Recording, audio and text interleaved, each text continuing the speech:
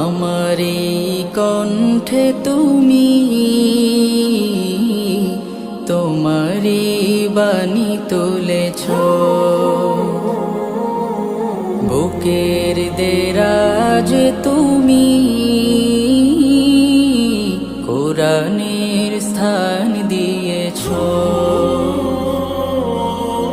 এত ভালোবাসো কেন মালিক আমায়, কি করে শুকুর তার করি আদায়।